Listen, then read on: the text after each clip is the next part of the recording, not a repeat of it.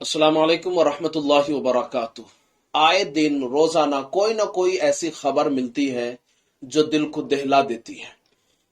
ऐसी तकलीफ दे खबर सामने आती है जिनको सुनने के बाद में बड़ा अफसोस होता है कि आखिर ये सब कैसे हो गया।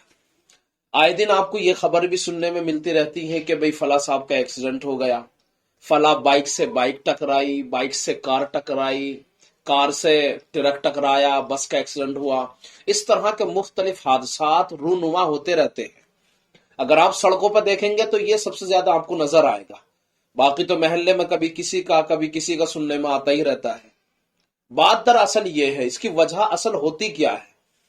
कुछ तो आज नौजवानों का जो खून है ना वो कुछ ज्यादा गर्म है।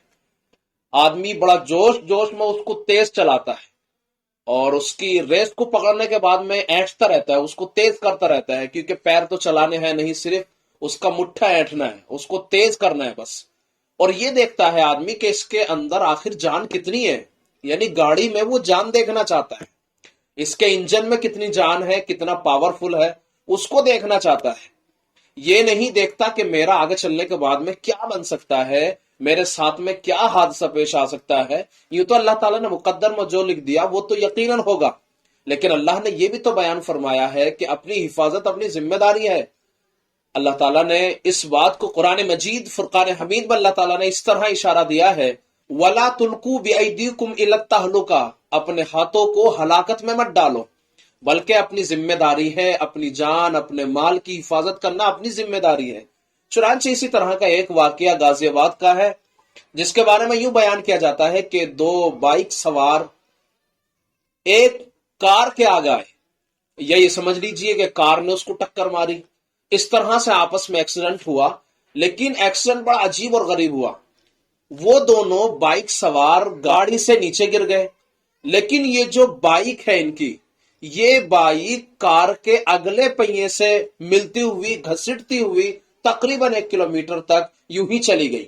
वो जो कार ड्राइवर है उसने 1 किलोमीटर तक अगले पहिए से बाइक को जो लगी हुई थी, बाइक 1 किलोमीटर तक उसको दौड़ाया, घसीटता हुआ लेकर चला गया। और चिंगारियां उसके अंदर से इस कदर निकल रही थी, अंगारे और आग इस कदर उसके अंदर से निकल रही थी, ऐसा लग रहा था जैसे कि पटाखे फूट रहे हों। इस कदर गाड़ियों का तेजी के साथ चलाना, बच्चों को अपने ऊपर कंट्रोल ना करना, जवानों के अंदर इतना जोश गाड़ी को चलाने में खर्च करना और इतनी पावर दिखाना, यकीनन ये गलत है। मैसेज मेरा असल आप लोगों को देना यह है कि अपने बच्चों के ऊपर कंट्रोल करें। हमारा बच्चा गाड़ी कितनी तेजी के साथ में चला रहा है उसको देखना जरूरी है। यूं तो अल्लाह ताला ने जब मौत लिख दी है, जो काम लिख दिया है यकीनन होगा, लेकिन अल्लाह ताला ने इसकी भी जिम्मेदारी इंसान के ऊपर आयद की है कि वो अपनी हिफाजत खुद अपने तौर पर करे। जो चीज जितनी कंट्रोल में चल सकती है उससे ज्यादा ना चलाया जाए। अब एक गाड़ी, एक बाइक जो 2 पहियों पर सिर्फ चलने वाली है, यानी खुद ब खुद वो खड़ी भी नहीं हो सकती, बल्कि अगर रोक कर के खड़ा किया जाए तो स्टैंड लगाने की जरूरत पड़ती है। ये बाइक जो 2 पहियों पर चल रही होती है और इसकी स्पीड अगर 90 या 100 तक या 110 120 पहुंचाई जाए, जो आजकल नौजवान गलियों में भी बड़ी तेजी के साथ में चलाते हैं, ये बहुत गलत बात है, यकीनन गलत बात है। कोई भी हादसा पेश आ सकता है, इसलिए आप लोगों से दरखास्त है कि इस तरह से कोई भी काम अंजाम न दे जिस तरह से कोई हादसा हमारे सामने पेश आ सकता है। चुनांचे नबी अकरम सल्लल्लाहु तआला अलैहि वसल्लम ने ऐसे मौकों के ऊपर हमें दुआ सिखलाई है कि हम जब सफर के लिए जाए तो दुआ का एहतमाम करें, दुआ पढ़ें और अपने कंट्रोल के अंदर गाड़ी चलाएं, उससे ज्यादा ना चलाएं। क्योंकि बंदा जब दुआ करता है अल्लाह ताला से, सुब्हानल्लज़ी सख्खर लना हादा वमा कुन्ना लहू मुक़रिनीन व इन्ना इला रब्बिना लमुनक़लिबून, इसके अंदर यही है कि ये जो सवारी जिसमें हम सवार हैं, जिसके ऊपर बैठे हुए हैं, इसका कंट्रोल करना तो हमारे जिम्मे नहीं है, लेकिन अल्लाह ताला ने इसको हमारे कंट्रोल में दे दिया है। हम इसकी बागडोर हमारे हाथ में है, इसका स्टीयरिंग हमारे हाथ में है और हम इसको चला रहे हैं, लेकिन हिफाजत करने वाला कौन है? अल्लाह ताला ही है। इसलिए दुआ का एहतमाम करते हुए गाड़ी के ऊपर बैठे, सवारी पर बैठे, और जब गाड़ी चलाए तो उस वक्त में अल्लाह का जिक्र और उसका ध्यान अपने जहन के अंदर जरूर हो।